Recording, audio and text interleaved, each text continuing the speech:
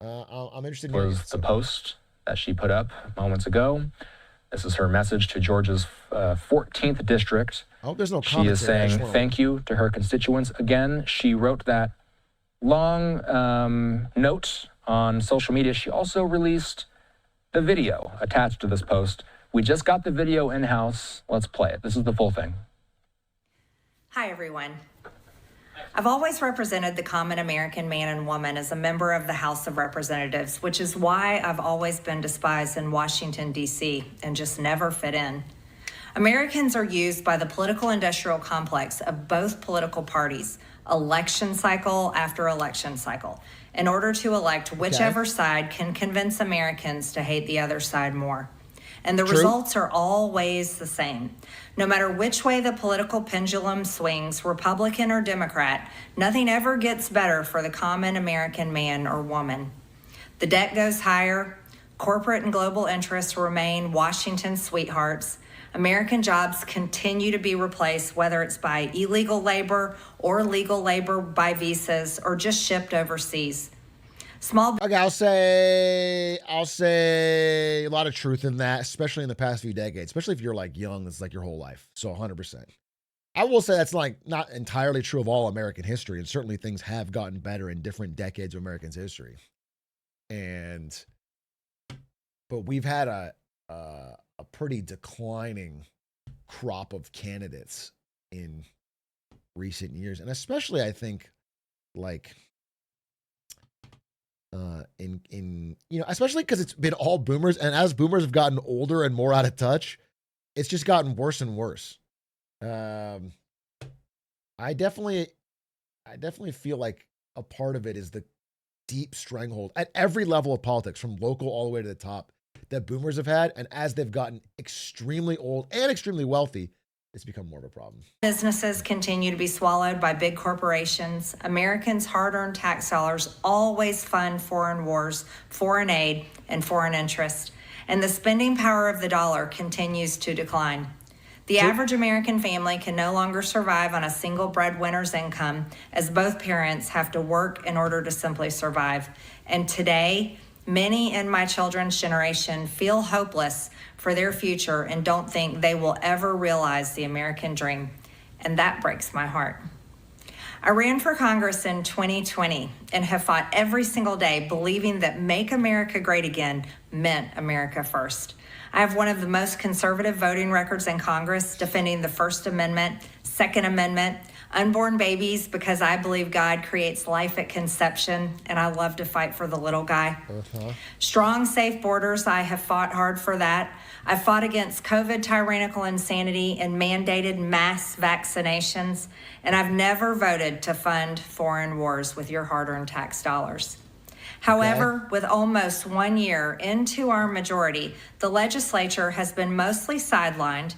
We endured an 8-week shutdown, wrongly, resulting in the House not working for the entire time. And we are entering campaign season, which means all courage leaves and only safe campaign re-election mode is turned on in the House of Representatives. During the longest shutdown in our nation's history, I raged against my own speaker and my own party for refusing to proactively work diligently to pass the plan to save Americans' health care and protect Americans from outrageous overpriced. Yeah, I will say it's the polling is we talked about this, the healthcare premiums going up as a result of the shutdown, not passing the Affordable Care Act extensions. The polling is pretty strong that people are mad about it. Like it's seemingly going to help or going to hurt Republicans in upcoming elections. As people now recognize that their premiums are going up so dramatically. And unaffordable health insurance policies. The House should have been in session. So yeah, I did see that there seems to be some talk that Trump might extend the subsidies for 2 years because of how politically damaging it's going to be, which is pretty funny because then they could have, if that was the case, they could have never had a shutdown. Like, let me see.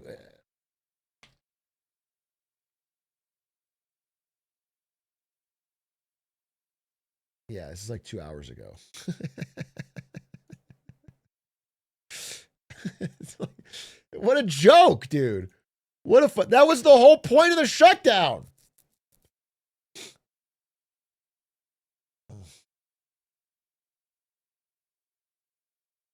What an outfit.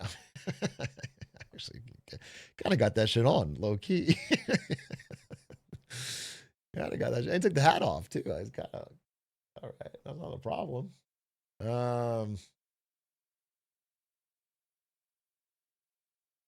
A vote to extend Obamacare. That's the Republican solution to healthcare. I mean, it is funny to say that, like, we're going to, Trump had that whole long post about how, listen, the reason we're not extending these is because we have our own plan, and our own plan is going to be better. It's going to put money in your pocket. And then there's no plan, and then the idea is let's bring the subsidies back. That was the whole fucking thing you were fighting against. You were raging against the subsidies. That's why we had the longest shutdown ever. If this is like, it's such a clown show, bro. But I mean, politically, it's still disastrous. And yeah, it's either, subsidies aren't extended and it's super damaging in the midterms, or they are extended and at least some people are going to notice that's fucking crazy. That was the center of the shutdowns. Session working every day to fix this disaster. But instead, America was force-fed disgusting political drama once again from both sides of the aisle on television every single day.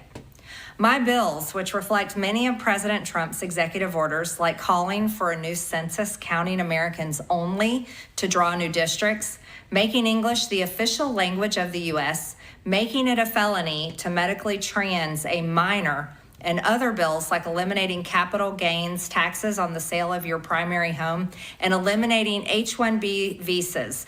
Just sit. They all sit collecting dust. I mean, all seem like bad bills. I mean, maybe cap gains on your first home, but even that sounds like a massive tax break to boomers. Yeah, actually, I hate that. I hate all those. I don't like any of those bills. So I'm not saying she's coming with good ideas. I'm saying she has solid complaints. That's true of a lot of people in politics, honestly. They are very good at pointing out the problems, and then I hate their solutions. But at the very least, it's worth listening to the problems. That's how it is for most members of Congress bills. The Speaker never brings them to the floor for a vote. Many common Americans are no longer easily convinced by paid political propaganda spokespersons and consultants on TV and paid shills on social media obediently serving with cult-like conviction to force others to swallow the political party talking points. Because they know how much credit card debt they have. They know how much their bills have gone up over the past 5 years. They actually do their own grocery shopping and know food costs too much. Their rent has increasingly gone up and up. They have been outbid by corporate asset managers too many times when they put in an offer to buy a house. They have been laid off after being forced to train their visa holding replacement. The college degree they were told to earn only left them in debt with no big six-figure salary. True. They see more homeless people than ever on their own community streets. They can't afford health insurance or practically any insurance, and they just aren't stupid. These are the people I represent and love because that is who all of my family and friends are, common Americans. I've been blessed to represent the 14th District of Georgia for 5 years.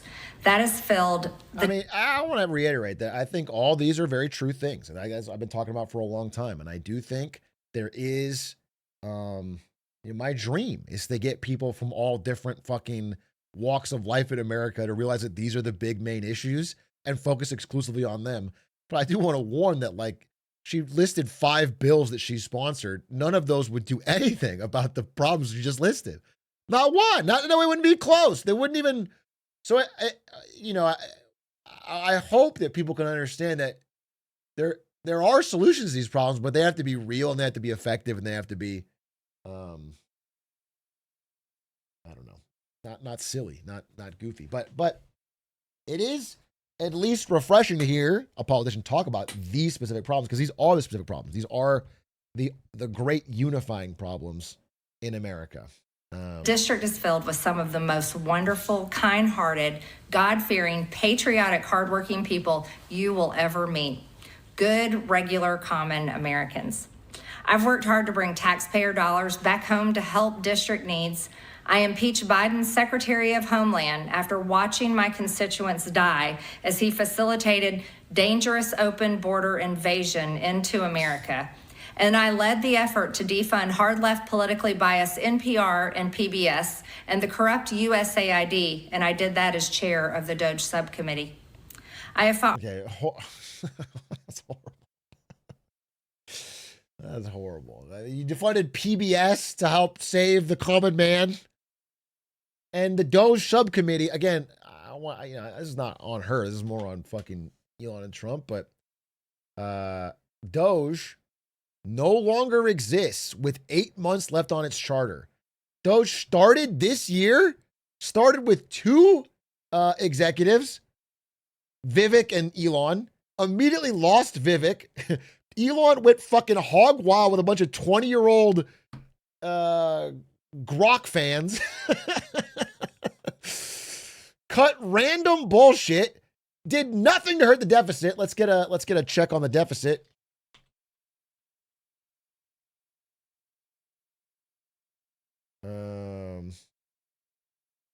Here we go.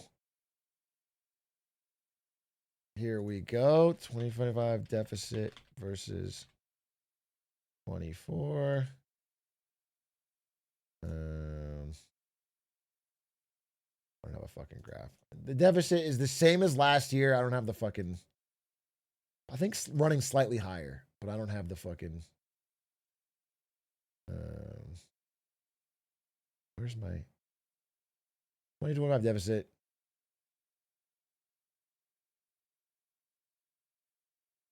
We're at like 1.7 trillion. Okay, we're something like that. There's no 2 trillion cut. Not even any. Okay, so we're at the fucking wait. I'm sorry, but this is when he was talking about BBB. The BBB passed. DOJ did nothing. It did nothing.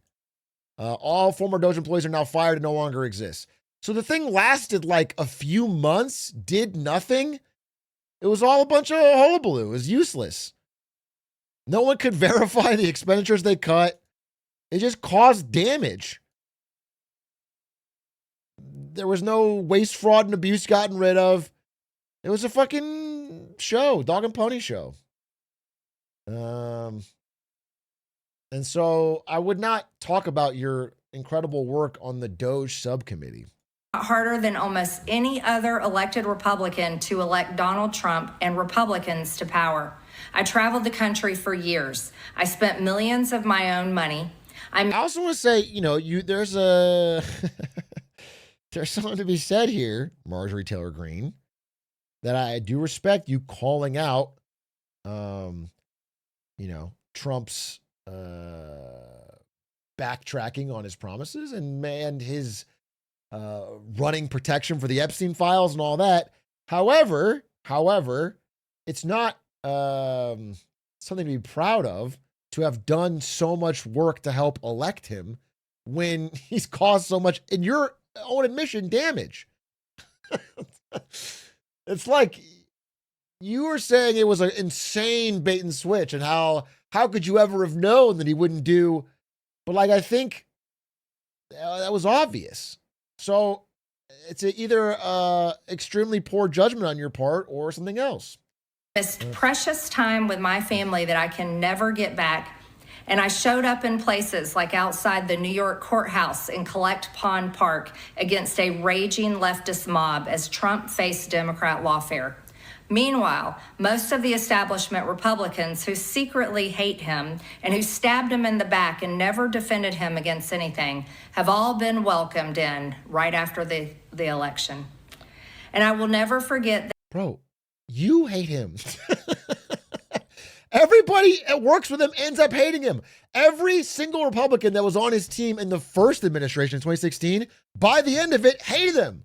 His vice president hated him. Everyone hated him. Of course they secretly hate him now. That is just a long-term effect of working with him. All the people in New York that did real estate deals with him, they hate him. Jeffrey Epstein hated him. Read the emails. Bro, they all hate him. Secretly or not secretly. They all end up hating him. The only people that he can trust in the long term are his family, because everyone else ends up hating him. He's not a good person. He's not good to work with. She wanted to fix him. I can fix him.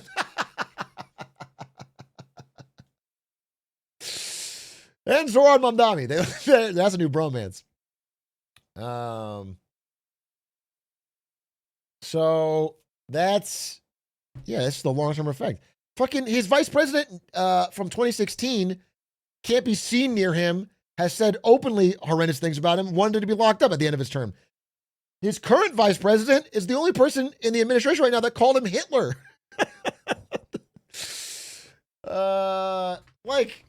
They don't like him. Today, I had to leave my mother's side as my father had brain surgery to remove cancerous tumors in order to fly to Washington, D.C. to defend President Trump and vote no against the Democrats' second impeachment in 2021. My poor father and my poor mother, it was way too much for all of us. Through it all, I never changed or went back on my campaign promises and only disagreed in a few areas, like my stance against H-1Bs replacing American jobs. It's just such an interesting line of thought, because the point of this is that you are resigning because of the actions of Trump, that he has attacked you and called you a traitor for trying to get the Epstein files released, that he has backtracked on his promises to regular Americans. But then you're saying with pride that you left your family with brain cancer to go stop him from getting impeached. But now you're basically claiming he deserves impeachment. I don't understand. The story you tell is like that of this incredible pride in how it got here, but then shock Pikachu at what it is. AI state moratoriums, debt for life 50-year mortgage scams, standing strongly against all involvement in foreign wars, and demanding the release of the Epstein files. Other than that, my voting record has been solidly with my party and the president. Loyalty should be a two-way street, and we should be able to vote our conscience and represent our district's interests, because our job title is literally representative. America first should mean America first and only Americans first, with no other foreign country ever being attached to America first in our halls of government. Standing up for American women who were raped at 14 years old, trafficked and used by rich, powerful men should not result in me being called a traitor and threatened by the President of the United States, whom I fought for. However, while yes, hurtful, my heart remains filled with joy, my life is filled with happiness, and my true convictions remain unchanged, because my self-worth is not defined by a man, but instead by God, who created everything in existence. You see, I have never valued power, titles, or attention, in spite of all the wrong assumptions about me. I do not cling to those things because they are meaningless and empty traps that hold too many people in Washington. I believe in term limits and do not think Congress should be a lifelong career or an assisted living facility. My only goal and desire has ever been... I got to give a W. I have to give a W. Honestly, WMTG, fucking true. God, I fucking hate how old Congress is coming. It is a fucking assisted living facility.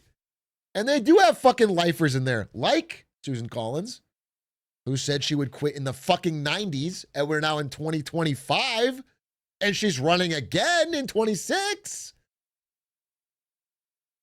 To hold the Republican Party accountable for the promises it makes to the American people and put America first. And I have fought against Democrats' damaging policies like the Green New Deal, wide open, deadly, unsafe border policies, and the trans agenda on children and against women. With that has brought years of nonstop, never-ending personal attacks, death threats, lawfare, ridiculous slander and lies about me that most people could never withstand even for a single day. It has been unfair and wrong. Honestly, I mean, the takeaway, this is not a speech for me, clearly, or for obviously this audience. What I'm recognizing here, though, this reminds me of the book we're reading, When Everyone Knows That Everyone Knows. This is pretty damaging, I would say, for Trump. This is a speech directly to MAGA. This is a directly MAGA speech, and is definitely undermining his stranglehold over that group. It's basically saying everything they want to hear and saying Trump's not the guy, which is like a very open, the emperor has no clothes moment. So it is directed at us. Yeah, I'm sorry, it is. I said this is the only speech for the most hardcore MAGA people. So basically my chat, and I assume also my YouTube audience. Not only to me, Patriots. but especially to my family, but it's been wrong to my district as well. I have too much self-respect and dignity. I love my family way too much, and I do not want my sweet district to have to endure a hurtful and hateful primary against me by the president that we all fought for, only to fight and win my election while Republicans will likely lose the midterms, and in turn be expected to defend the president against impeachment after he hatefully dumped tens of millions of dollars against me and tried to destroy me. It's all so absurd and completely unserious. I refuse to be a battered wife, hoping it all goes away and gets better. If I am cast aside by the president and the MAGA political machine and replaced by neocons, big pharma, big tech, military-industrial war complex, foreign leaders, and the elite donor class that can never, ever relate to real Americans, then many common Americans have been cast aside and replaced as well. There is no plan to save the world or a 4D chess game being played. When common American people realize and understand that the political industrial complex of both parties is ripping this country apart. That's a powerful line. That's going to hit. That's going to hit. Wait, let me do that again. That's going to hit. There is no plan to save the world or a 4D chess game being played. When common American people realize and understand that the political industrial complex of both parties is ripping this country apart, that not one elected leader like me is able to stop Washington's machine from gradually destroying our country, and instead the reality is that they, common Americans, the people, possess the real power over Washington, then I'll be here by their side to rebuild it. Until then, I'm going back to the people that I love, to live my life to the fullest as I always have, and I look forward to a new path ahead. I'll be resigning from office with my last day being January 5th, 2026, and I look forward to seeing many of you again sometime in the future. January 5th? May God bless you all, and may God bless